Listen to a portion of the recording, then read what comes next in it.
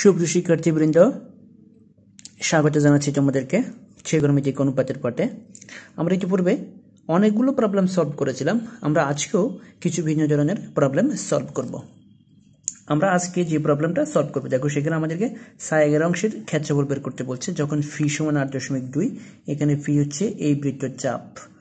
তো এই যে ছায়াগের অংশটা, এটুকু হচ্ছে ছায়াগের অংশ, এইটুকুর ক্ষেত্রফলই আমাদেরকে বের করতে হবে। তো আমরা দেখতে পাচ্ছি এই পুরোটা হচ্ছে একটা ত্রিভুজ, এই পুরোটা একটা ত্রিভুজ, আর এইটুকু হচ্ছে একটা বৃত্তকলা, এইটুকু হচ্ছে একটা বৃত্তকলা। তাহলে আমরা যদি ত্রিভুজের ক্ষেত্রফল থেকে আমরা বৃত্তকলা বাদ দিয়ে দিই, তাহলে কিন্তু আমাদের ছায়াগের অংশ বেরিয়ে যাবে।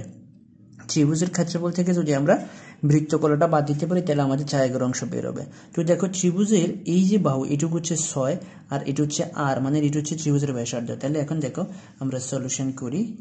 এখানে আর ইকুয়াল হচ্ছে 6 মিটার, যেগুলো সব মিটারই দেওয়া আছে। তো এখন দেখো এটুকু হচ্ছে আর, তাহলে এটুকু হচ্ছে বৃত্তের ব্যাসার্ধ, এবং এই যে এটা হচ্ছে বৃত্তের চাপ, এবং এই চাপ দেওয়া আছে কত, 8.2। দেখো বৃত্তের চাপ ফি ইকুয়াল 8.2 মিটার। তাহলে এখান থেকে কিন্তু আমরা এই কোণটা বের করে ফেলতে পারি। তো আমরা জানি যে অ্যাশ ইকুয়াল আর থিটা, বৃত্তচাপের সূত্র কি অ্যাশ ইকুয়াল আর থিটা। যদিও এখানে চাপকে পি দ্বারা প্রকাশ করছে, তাতে কোনো সমস্যা নেই। এখানে চাপকে কি দ্বারা প্রকাশ করেছে, ফি দ্বারা প্রকাশ করা হয়েছে। এখন দেখো, এখন বৃত্ত চাপ সমান কত, বৃত্তচাপের সূত্র কি আর থিটা।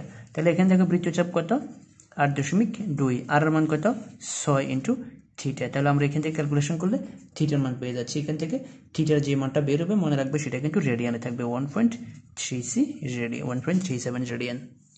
তাহলে খেয়াল করো, এখানে বৃত্তের ব্যাসার্ধ দেওয়া আছে, বৃত্তের ব্যাসার্ধ কত, 6, এবং এই চাপটা দেওয়া আছে, এই চাপটা কত, এই চাপটা হচ্ছে 8.2। তাহলে এখান থেকে আমরা বৃত্তচাপের যে মূল সূত্রটা, বৃত্তচাপের মূল সূত্র এস ইকুয়াল আর থিটা, বৃত্তচাপের মূল সূত্র কি এস ইকুয়াল আর থিটা। তাহলে আমরা দেখো চাপের মান এবং আর এর মান বসিয়ে কি বের করছি, আমরা থিটার মান বের করে ফেলেছি।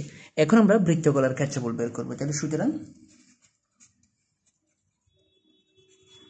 বৃত্তকলার ক্ষেত্রফলের সূত্র কি, হাফ আর স্কোয়ার থিটা। তাহলে বৃত্তকলার ক্ষেত্রফল হচ্ছে হাফ ইন্টু আর, আর মান হচ্ছে 6, তারপরে স্কোয়ার, থিটার মান হচ্ছে 1.37।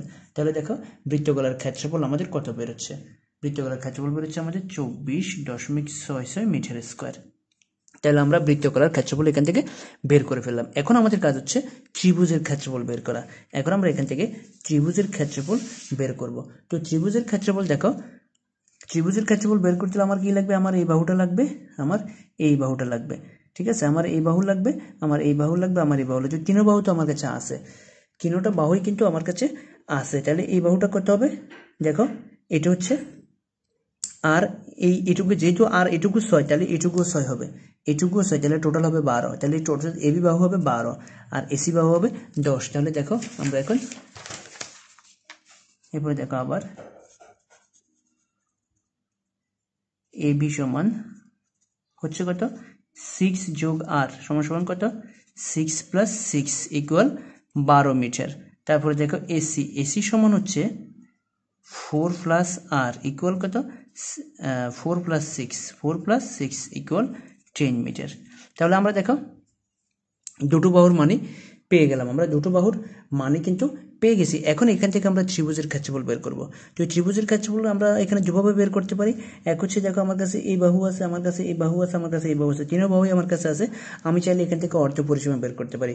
অর্ধ পরিসীমা বের করার পরে সেখান থেকে আমি ত্রিভুজের ক্ষেত্রফল বের করতে পারি।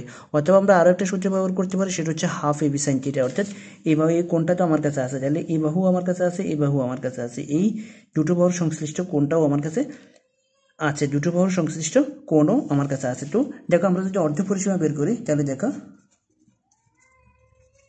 অর্ধ পরিসীমা এস ইকুয়াল কত হবে, দেখো এখানে আর অপর বাহু যে বিসি সমান কত, দেখো বিসিটা তো আমরা বিসি সমান কত, বিসি সমান হচ্ছে 14 মিটার। তাহলে আমাদের অর্ধ পরিসীমা এস কত হবে, 12 যোগ 10 যোগ 14/2 ইকুয়াল আমাদের কত বেরোবে, ইকুয়াল আমাদের বেরোবে 18 মিটার। তাহলে এখান থেকে এবার ক্ষেত্রফল, সুতরাং ত্রিভুজ এ বি সি এর ক্ষেত্রফল। তো ক্ষেত্রফল কত হবে আমাদের root over s into s minus a s minus b তারপরে কত অ্যাশ মাইনাস সি।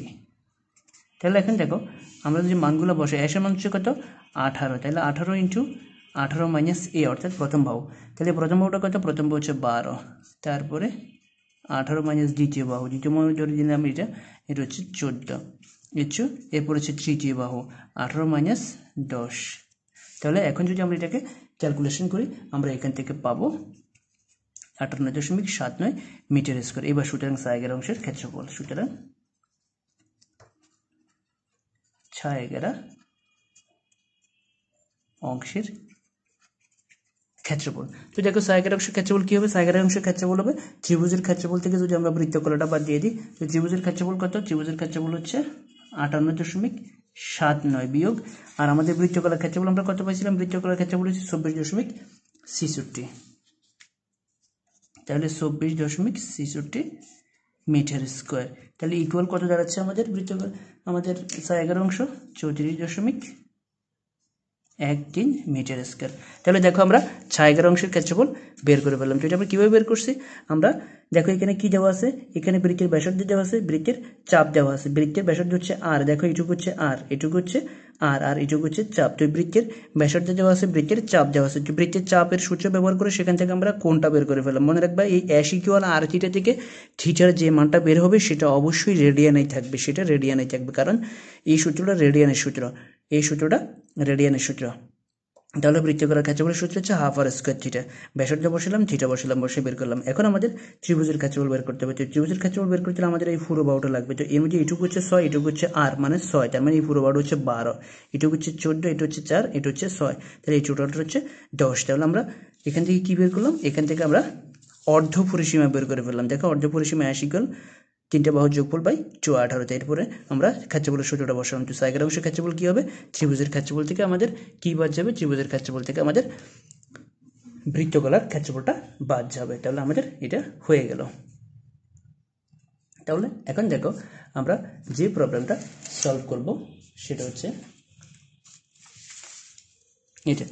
এখন আমরা এই প্রবলেমটা সলভ করব। দেখো এখানে একটা বৃত্ত দেওয়া আছে, আমাদের কি দেখো বলছে কিউ, কিউ হচ্ছে এই বাহুটা, এটা হচ্ছে বৃত্তের একটা যা, কিউ সমান যদি 6 সেন্টিমিটার হয় তাহলে 6/11 অংশের ক্ষেত্রফল, তার মানে দেখো এই পুরো অংশটার ক্ষেত্রফল আমাদেরকে বের করতে হবে, এই পুরো অংশটার ক্ষেত্রফল আমাদেরকে বের করতে হবে। তাহলে এই পুরোটা হচ্ছে একটা বৃত্ত, আমরা এই পুরোটা হচ্ছে একটা, এই পুরোটা একটা বৃত্ত, আর এই যে দেখো এইটুকু হচ্ছে বৃত্তকলা, এইটুকু হচ্ছে বৃত্তকলা, দেখো এইটুকু হচ্ছে বৃত্তকলা, এই জায়গাটা হচ্ছে বৃত্তকলা।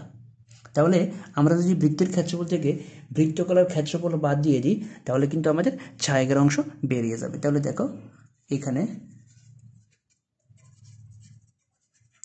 ব্যাসার্ধ আর ইকুয়াল হচ্ছে 4 সেন্টিমিটার, তাহলে সুতরাং বৃত্তের ক্ষেত্রফল,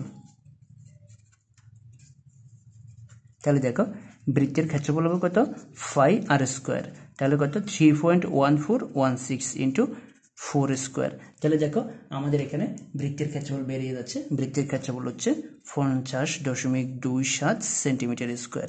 তাহলে বৃত্তের ক্ষেত্রফল আমরা পেয়ে গেছি। এখন আমাদের কাজ হচ্ছে এই বৃত্তকলার ক্ষেত্রফল বের করা। তো বৃত্তকলার ক্ষেত্রফল বের করতে হলে বৃত্তকলার ক্ষেত্রফলের সূত্র হচ্ছে হাফ আর স্কোয়ার থিটা। বৃত্তকলার ক্ষেত্রফলের সূত্র কি, সেটা হচ্ছে হাফ আর স্কোয়ার থিটা। তো এখানে তো আর এর মান অর্থাৎ ব্যাসার্ধ তো আমার কাছে আছে, ব্যাসার্ধ আমার কাছে আছে, এবং কিউ এর মানও কিন্তু আমার কাছে আছে, কিউ এর মান হচ্ছে 6, কিউ এর মান কত, কিউ এর মান হচ্ছে 6, অর্থাৎ এই বাহু আমার কাছে আছে, এই বাহু আমার কাছে আছে, কিন্তু এখন আমার এই কোণটা লাগবে, আমাকে এই কোণ বের করতে হবে। তো এই কোণটা আমরা কিভাবে বের করব, আবার এটা যদি 4 হয় এটাও কিন্তু 4, এটাও একই বৃত্তের ব্যাসার্ধ। তো আমরা এখন দেখো এই যে কোণটা, আমরা কোণটা কিভাবে বের করবো, তাহলে দেখো এখন cos POL কোণ সমান, তোমরা জানো ওই যে সূত্রটা, আমরা যে কোণটা বের করব তার বিপরীত বাহুটা ঋণাত্মক। তাহলে দেখো এই বাহু স্কোয়ার 4 স্কোয়ার প্লাস এই বাহু স্কোয়ার, এটাও 4, একই বৃত্তের ব্যাসার্ধ বিয়োগ এই যে কোণটা বের করছে সেটা তার বিপরীত বাহু ঋণাত্মক, অর্থাৎ 6 স্কোয়ার বাই 2 ইন্টু 4 ইন্টু 4। তাহলে এখন দেখো আমাদের POL কোণ কত বেরোবে, POL কোণ সমান যে মানটা বেরোবে সেটাকে তোমরা দেখো 97.18 ডিগ্রি। এখন এটাকে যদি আমরা রেডিয়ানে নিয়ে যাই POL, এটাকে আমরা রেডিয়ানে কিভাবে নেব, 5/180 দ্বারা আমরা গুণ করব। তাহলে দেখো POL কোণ সমান, যদি আমরা এটাকে 5/180 দ্বারা গুণ করি, এটাকে যদি 5/180 দ্বারা গুণ করি, তাহলে এটা হবে 1.7 রেডিয়ান। এটা হবে 1.7 রেডিয়ান। তাহলে এখন আমাদের কাজ হচ্ছে কি, এখন আমাদের কাজ হচ্ছে দেখো বৃত্তকলার ক্ষেত্রফল বের করা। তাহলে সুতরাং বৃত্তকলার ক্ষেত্রফলের সূত্র কি, হাফ আর স্কোয়ার থিটা। তাহলে দেখো হাফ ইন্টু, দেখো ব্যাসার্ধ কত, ব্যাসার্ধ হচ্ছে 4, তাহলে 4 স্কোয়ার ইন্টু, আর থিটার মান আমরা কত পাইছি, থিটার মান পাইছি আমরা 1.7, তাহলে 1.7, তাহলে আমাদের বৃত্তকলার ক্ষেত্রফল কত বেরোচ্ছে, 13.6 সেন্টিমিটার স্কোয়ার। এবার সায়াগের অংশের ক্ষেত্রফল, সুতরাং সায়াগেরা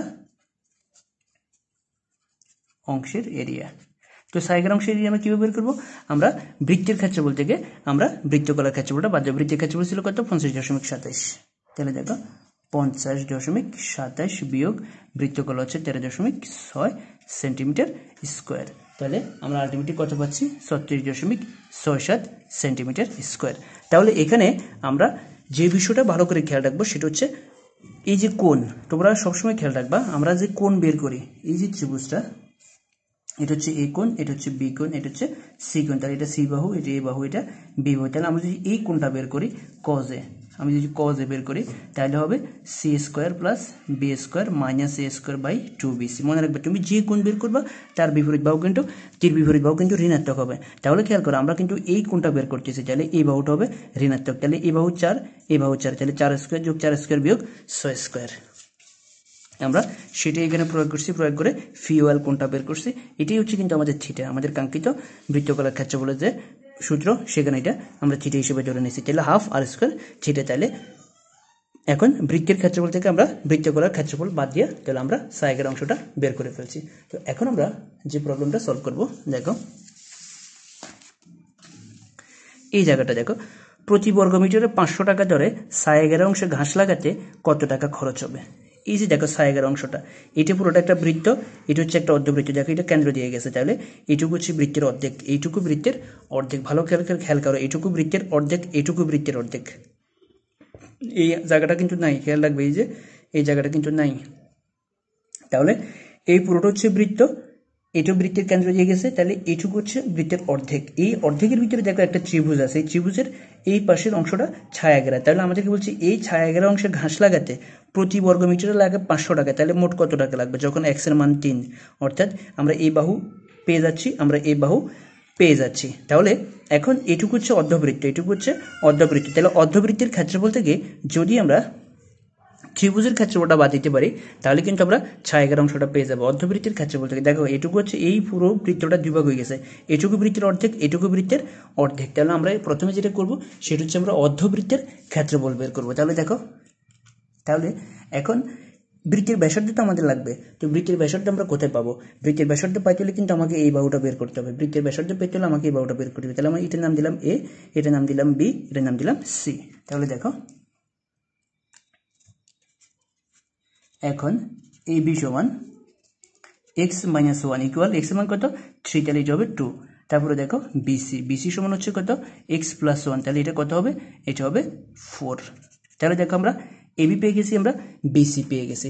তো যেহেতু এটা সমকোণী ত্রিভুজ, খেয়াল করো এটা সমকোণী ত্রিভুজ, তাহলে পিথাগোরাসের উপপাদ্য দিয়ে আমরা কিন্তু এই বাহুটা বের করে ফেলতে পারবো। তাহলে দেখো ত্রিভুজ ABC হতে ফাই অতিভুজ স্কয়ার ইকুয়াল লম্ব স্কয়ার যোগ ভূমি স্কয়ার। তাহলে দেখো এসি সমান, তাহলে আমরা কত পাচ্ছি, আমরা এসি সমান পাচ্ছি 4। দেখো এই তাহলে পুরোটা বাহুটা 4, তাহলে বৃত্তের ব্যাসার্ধ কত, সুতরাং বৃত্তের ব্যাসার্ধ আর ইকুয়াল কত হবে 2 মিটার, এসি সমান 4 মিটার। তাহলে দেখো আমরা বৃত্তের ব্যাসার্ধ পেয়ে গেছি, তো বৃত্তের ব্যাসার্ধটা যেহেতু আমরা পেয়ে গেছি, তাহলে আমরা বৃত্তের ক্ষেত্রফল পাবো। সুতরাং বৃত্তের ক্ষেত্রফল, বৃত্তের এরিয়া, তাহলে কত হবে ফাই আর স্কোয়ার। তাহলে ফাই আর স্কোয়ার কত হবে, ফাই আর স্কোয়ার হবে, দেখো আমরা এখান থেকে এসি আমাদের এটা বের করা মনে একটু হয়েছে।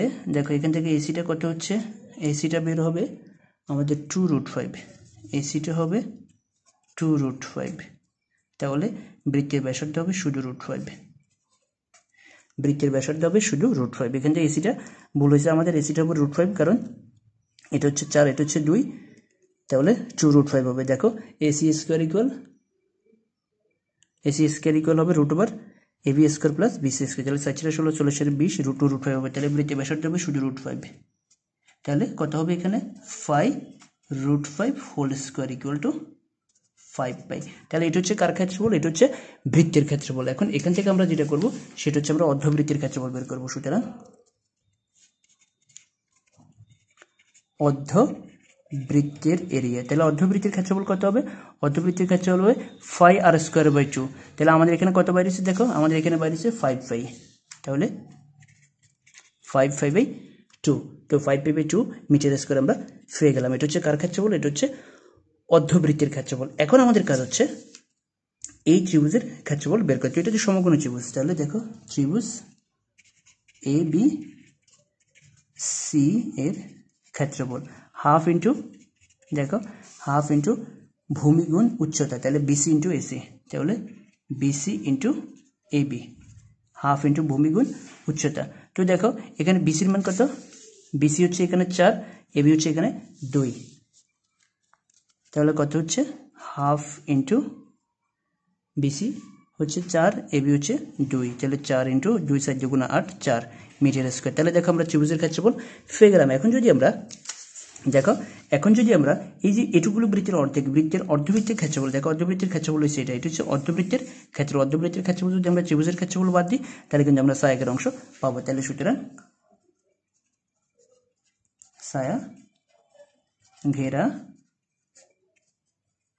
অংশের এরিয়া, তাহলে কত হবে, সেটা হচ্ছে অর্ধবৃত্তের ক্ষেত্রফল কত 5π/2 মাইনাস ত্রিভুজের ক্ষেত্রফল 4। তাহলে আমরা যদি এটাকে ক্যালকুলেশন করি তাহলে আমরা এখানে পাবো 3.85 মিটার স্কয়ার। তাহলে এখন দেখো প্রতি বর্গ মিটারে কত টাকা খরচ হয়, প্রতি বর্গ মিটারে লাগে 500 টাকা। তাহলে এত বর্গ মিটারে কত টাকা লাগবে, তাহলে সুতরাং গাছ লাগানোর খরচ,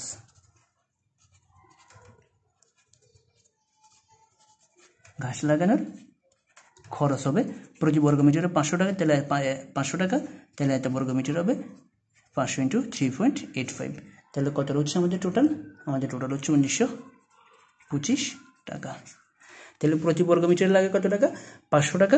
এত বর্গ মিটারে আমাদের কত টাকা খরচ হবে। তো এখানে দেখো আমরা কীভাবে কাজটা করলাম, x এর মান দেওয়া হচ্ছে 3, তাহলে এইভাবে আমরা পাইছি 2, এইভাবে পাইছি আমরা 4।